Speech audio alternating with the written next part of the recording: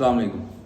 ये है insulin resistance episode number 3। इसमें हम लोग बात करेंगे कि इंसुलिन रेजिस्टेंस होती कैसे है। पिछली वीडियो में हमने बात की थी कि ये होती क्या है।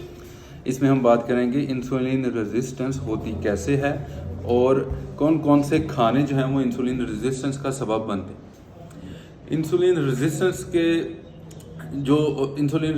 कहते हैं कि ग्लूकोज का जिस्म में इतना ज़्यादा हो जाना कि जिसकी वजह से जिस्म में इंसुलिन बहुत ज़्यादा बनना शुरू हो जाती है, और इंसुलिन ज़्यादा बार बार बनने की वजह से जिस्म को लगता है कि ये हमारे पट्ठों को भी खा जाएगी, तो फिर इंसुलिन को काम करने से रोकना शुरू कर देता है, जिसकी एंड पे जो इंसुलिन है वो काम करना छोड़ देती है, जिसको इंसुलिन की इनएक्टिवेशन या इंसुलिन रेजिस्टेंस बोलते हैं। इसकी वजह से शुगर, ब्लड प्रेशर, मैदे के मसाइल, जिगर पर चर्बी, जिगर का कैंसर, ब्लड प्रेशर से फिर आगे कोलेस्ट्रॉल बढ़ने की वजह से इस्कीमिक हार्ट डिजीजेस, जो दिल की बीमारियां हैं, दिल के दौरे हैं, वो होना शुरू हो जाते हैं। और इसके अलावा वैसे जिस्म में कमज़ोरी और बहुत सारे मसाइल आना शुरू हो जाते हैं। शुगर जो होती है वो इसमें हम लोग मेन कंसीडर करते हैं, लेकिन इसके अलावा भी इंसुलिन रेजिस्टेंस और बहुत सारी बीमारियों का सबब बनती है। दो किस्म के खाने होते हैं जो कि हम लोगों को इस दलदल में धकेलते हैं।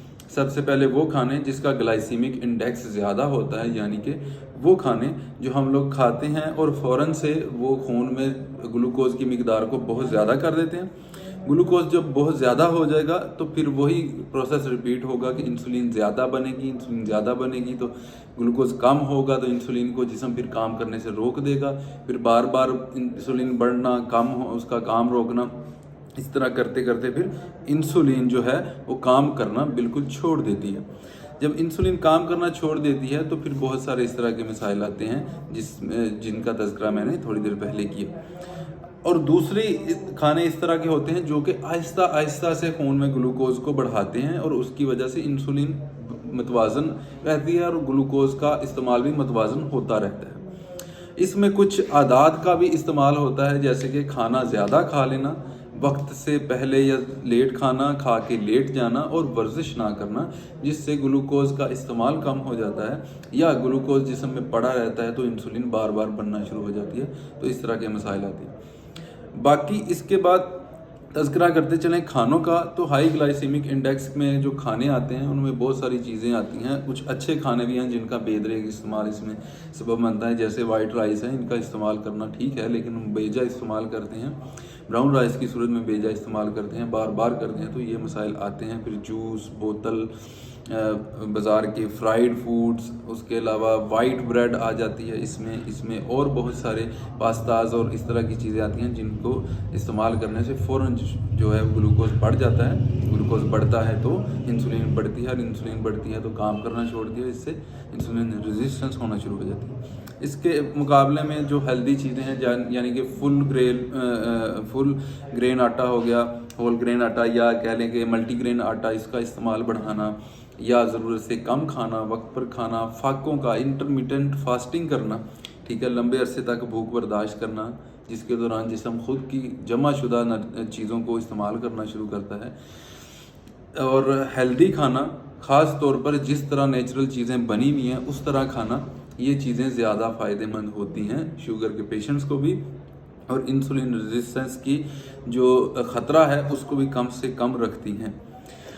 अगली वीडियो में हम लोग ये बात करेंगे कि शुगर होती क्या है, शुगर डायबिटीज़ कैसे होती है, इसको ठीक कैसे करें, इसको बेहतर कैसे रखें, और इससे दूसरी आने वाली बीमारियां वो कैसे होती हैं। अगर हम लोग जो है वो अपने खाने पर तवज्जो देंगे, अगर हम लोग अपने खाने का हिसाब रखेंगे और अपने जिस्म को इस्तेमाल करते रहेंगे, जैसा कि अल्लाह ने फरमाया हमने इंसान को मुशक्क़त में पैदा किया, मुशक्क़त करते रहेंगे, तो चीज़ों का इस्तेमाल ज़्यादा होने की वजह से, ग्लूकोज का इस्तेमाल बढ़ने की वजह से जो है, या खाने का जमा ना होने की वजह से हमें इस तरह के मसाइल दरकार नहीं होंगे, पेश नहीं आएंगे। उम्मीद करता हूँ आपको इस वीडियो में सारी चीज़ें समझ आ गई होंगी। अगर कोई सवाल है, कोई क्यूरी है तो आप मुझसे कर सकते हैं। बाकी इसके अलावा मेरा YouTube चैनल सब्सक्राइब कर लें, और इस तरह की मज़ीद वीडियो के लिए आप इंतज़ार करें। इंशाअल्लाह आपको जो है वो आपके खाने के मतलब और جو بڑی بیماریاں جن کی وجہ چھوٹی سی لاپرواہی بنتی ہے ان کے متعلق آگاہی دیتے رہیں گے۔ السلام علیکم۔